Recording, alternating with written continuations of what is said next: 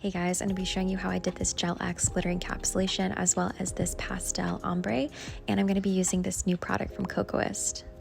So just like with any Gel X application, I always like to go in Kokoist megastick base. I do this as a base coat to all my nails, but for glitter encapsulation, I also like to use it to apply the glitters with. I'll just apply this as a base, but I'm going to leave it wet and not cure it. And I'm going to go ahead and apply my glitters. Now these are the glitters I'm using. The one in the jar is from Wildflower Nails, and then these two in these boxes are from Temu. I'm going with a pastel blue and pastel purple color scheme, so I'm just going to apply these pastel blue and purple flowers. And when I'm doing glitter encapsulation, I really like to apply the chunkier glitters first and then apply the smaller glitters in places that need it. I personally don't really like having a lot of my natural nail showing, so I like to cover up most of that. To add some more interest, I'm also applying these gold, silver, and iridescent glitters, and when they catch the light, it's super pretty. So the glitter placement is pretty self-explanatory, just fill in the areas that you see fit. One thing I did forget to show though in the video is after I'm done with my glitter placement, I go ahead and cure, and then I also add a layer of megastick base on top of this just to encapsulate the glitter.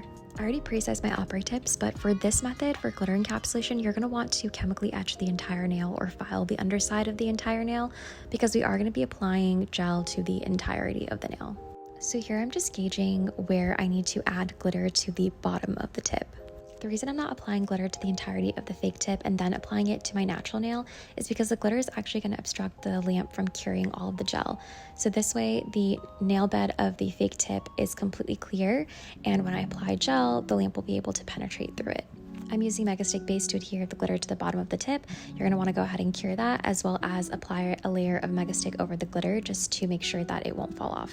So this is the new Kokoist product called Gelip Mochi, and I think it's going to be a game changer for people who do Gel X extensions.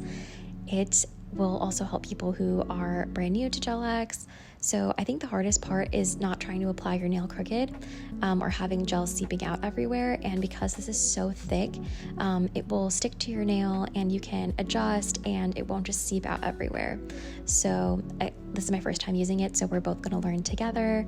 I went ahead and did a little swipe down my nail just to make sure there was a little bit of gel everywhere so that it would flow a little bit easier down the nail. But as you can see, I'm letting go. The tip isn't flying off. There's no liquid gel like moving everywhere. I went ahead and I just quickly took off any extra that was on my cuticle. I cured it, and that was it.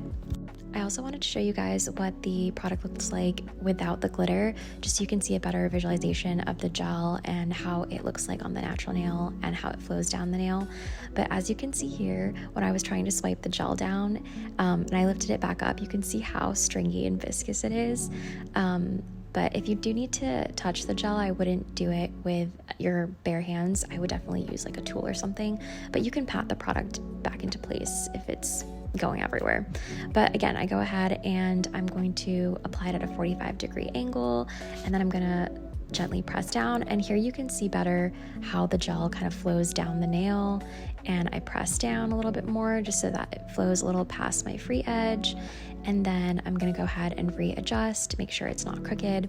And again, you're going to go ahead and want to get rid of the excess gel from the cuticle and sides of your nail. This is going to be a game changer for people who like to apply really short tips because those are really hard to apply not crooked. Another great thing is that technically you don't need a flash cure lamp. You can just cure this directly because you don't need to hold it the whole time. But in terms of the design, I'm going to be using these two Izemi polishes from the brand new chiffon collection, which I got from Zillabue.